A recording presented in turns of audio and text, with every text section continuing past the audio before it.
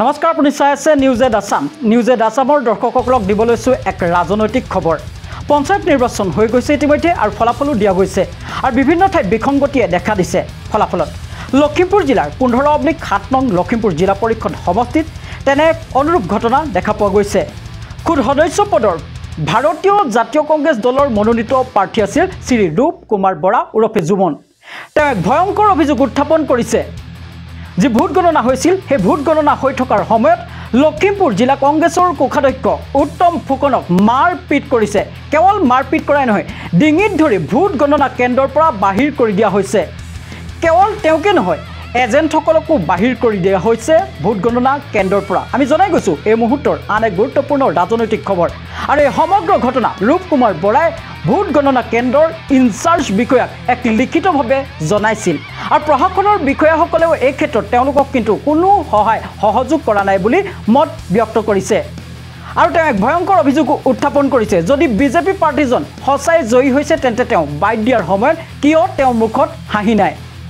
তেওঁ কথাতে গম পোৱা গৈছে যে এই ক্ষেত্ৰত কেনেদৰে কি হৈছে আৰু বহু বিস্ফোৰক মন্তব্য কৰিছে ৰূপ কুমাৰ বৰাই। আমি জনাই গৈছোঁ এই মুহূৰ্তত এক বিশেষ প্লেটৰ জৰিয়তে নিউজ এড আছামৰ দৰ্শকসকলক।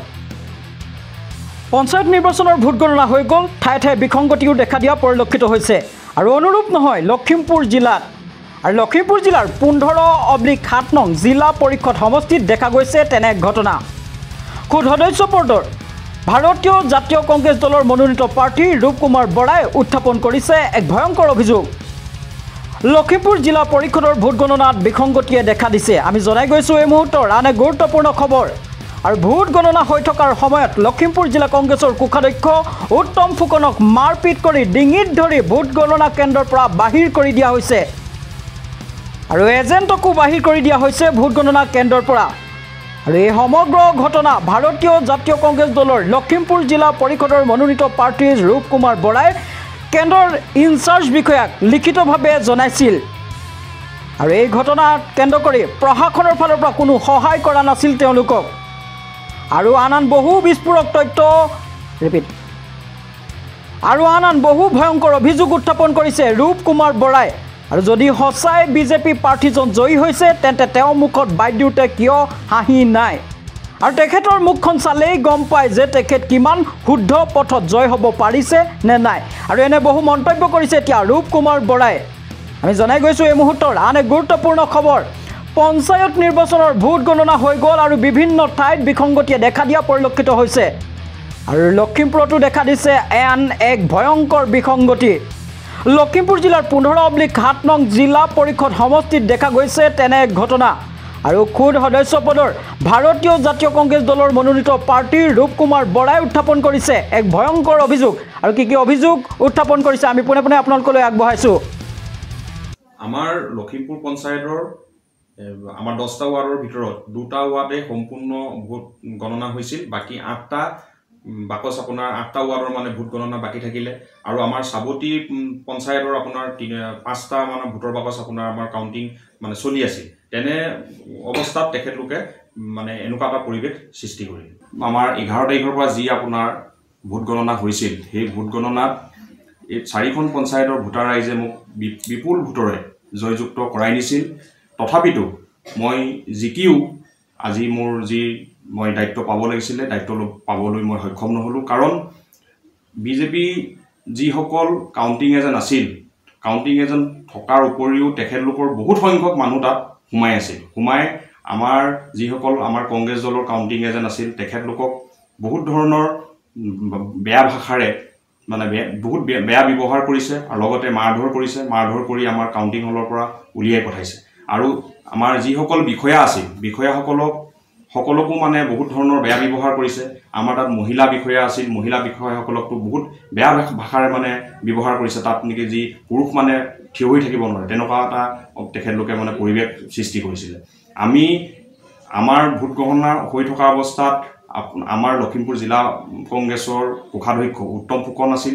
তেখেতক মাৰপিট কৰি ডিঙিত ধৰি পিনে কাউণ্টিং হলৰ পৰা বাহিৰত উলিয়াই দিছে। উলিয়াই দিয়াৰ লগে লগে আমাৰ কাউণ্টিং আমাৰ যিসকল এজেণ্ট আছিল তেখেতলোককো তাৰপৰা উলিয়াই পঠিয়াইছে। উলিয়াই পঠাৰ পাছত মই অকলে যেতিয়া থাকিলোঁ থকাৰ অৱস্থাত মই অকলে গোটেইকেইখন টেবুল মই ঘূৰা পকা কৰি মই এইটো কাউণ্টিংটো চলাই নিব নোৱাৰোঁ সেইকাৰণে মই অসহায় হৈ পৰা অৱস্থাত পৰিলোঁ মই আমাৰ এই কাউণ্টিং হলৰ যিজন ইনচাৰ্জ বিষয়া আছিল তেখেতক মই লিখিতভাৱে জনাই মই তেখেতক ক'লোঁ যে ইয়াত এতিয়া কাউণ্টিং কৰিব পৰা পৰিৱেশ নাই আপুনি ভালদৰে আমাক প্ৰটেকশ্যন দিয়ক প্ৰটেকশ্যন দি পিনে আপোনাৰ পুনৰ আমাক কাউণ্টিং কৰিবৰ কাৰণে সুবিধা কৰি দিয়ক নহ'লে আমি ইয়াত থাকিব পৰা পৰিৱেশ নাই আৰু আমাৰ যিসকল প্ৰশাসনৰ বিষয়া আছে তেখেতলোকেও তাত কোনো সহায় আমাৰ লগত দিয়া নাই কাৰণ সঁহাৰি দিব কেনেকৈ আমি দেখিছোঁ তেখেতলোককে গতি কৰিছে তেখেতলোকৰ কোনো কথাই তাত মানে নুশুনে তেনেকুৱা এটা পৰিৱেশ সৃষ্টি তেখেতলোকেও সহযোগিতা নাই আৰু আমাৰ যিসকল কৰ্মচাৰী আছিল তেখেতলোকৰো আমাক লগত কোনো সহযোগিতা নকৰা গতে হ'ল আমি তেখেতক লিখিতভাৱে জনালোঁ তেখেতে আমাক যিখন আমি পত্ৰ দিলোঁ তেখেতে ৰিচিভ কৰি ল'লে লোৱাৰ পাছত আমি যেতিয়া ওলাই অহাৰ পাছত মই আহি এটা নিউজত বাইট দিলোঁ দিয়াৰ পাছতে গম পাইছোঁ যে বিজেপি যিজন কেণ্ডিডেট আছিল তেখেতক জয় বুলি ডিক্লাৰ দিলে কেনেদৰে দিব পাৰিলে মইতো কাউণ্টিংটো বন্ধ কৰিবৰ কাৰণে ৰখাই থৈ আহিবৰ কাৰণে সুচাৰুৰূপে পুনৰ কাউণ্টিং কৰিবৰ কাৰণে তেখেতক আমি লিখিতভাৱে জনাই থৈ অহাৰ পাছত তেনেকুৱা এটা তেখেতলোকে কৰিলে আজি মই ৰাইজক এইটোৱে ক'ব বিচাৰিছোঁ যদি তেখেতলোকৰ বিজেপিৰ যদি কেণ্ডিডেটজন সঁচা অৰ্থত যদি জয় হৈছিল তেখেতে এটা বাইট দিছে তেখেতৰ বাইটতো তেখেতৰ মুখত এটা হাঁহি নাই তেখেতৰ মুখখন চালেই গম পোৱা যায় তেখেতে শুদ্ধ পথত জয় হ'ব পাৰিছেনে নাই পৰা সেইটো মই ৰাইজৰ ওচৰলৈ মই এইটো প্ৰশ্ন উঠাইছোঁ আৰু মই ৰাইজক এইটোৱে অনুৰোধ কৰিছোঁ আপোনালোকে যিদৰে মোক মৰম দিলে মোৰ লগত যিদৰে সহযোগিতা কৰিলে আপোনালোকে সদায় মোৰ লগত তেনেকৈ থাকক আৰু মই ৰাইজৰ লগত প্ৰতিটো মুহূৰ্ততে মই ৰাইজৰ লগত আছোঁ আৰু অহা যি ২৬ত বিধানসভা হ'ব ইলেকশ্যন হ'ব সেই ইলেকশ্যনত মই লখিমপুৰ সমষ্টিৰ পৰা প্ৰতিনিধিত্ব মই কৰিবৰ কাৰণে মই পুনৰ আগ্ৰহী আৰু মই আগবাঢ়ি যাম বুলি মই আশা ৰাখিছোঁ ৰাইজে মোক সহযোগিতা কৰক আৰু চাওক যিটো আমাৰ তাত পৰিৱেশ সৃষ্টি হ'ল বিশৃংখলতা এতিয়া বিজেপিৰ কোনোবা নেতাৰ মুখত আমি শুনিব পাইছোঁ যে আমাৰ ৰাইজৰ দলৰ লগত সংঘাত হৈছে ৰাইজৰ দলৰ লগত আমাৰ তৰ্ক বিতৰ্ক হৈছে বুলি কিন্তু আমাৰ ৰাইজৰ দলৰ লগত কোনো কথাই নাই কাৰণ লখিমপুৰ জিলা পৰিষদৰ ৰাইজৰ দলৰ কোনো প্ৰতিনিধি নাই আমাৰ দুজন প্ৰতিনিধি বিজেপি আৰু কংগ্ৰেছ তাত ৰাইজৰ দলৰ কোনো প্ৰশ্নই নুঠে তেখেতলোকে এইটো এটা ভুৱা প্ৰচাৰ ৰাইজৰ মাজত চলাইছে তাৰ বাবে মই ৰাইজক সেইটো এটা মই ৰাইজৰলৈ মই প্ৰশ্ন ঠেলিছোঁ ৰাইজে সেইটো এটা বিচাৰ কৰক আৰু মই পুনৰবাৰ মই দাবী জনাওঁ যে তেখেতলোকে মই ডিচি ছাৰকো লগ ধৰিবলৈ দুবাৰ তিনিবাৰ গ'লোঁ লগ নাপালোঁ নোপোৱাৰ পাছত মই তাত এগৰাকী এডিচি বাইদেউ আছিল তেখেতক আমি লিখিতভাৱে আমি জনাই থৈ আহিছোঁ যে আমাৰ লখিমপুৰ জিলা পৰিষদৰ অন্তৰ্গত যি 4খন পঞ্চায়ত আছে এই পঞ্চায়তত পুনৰ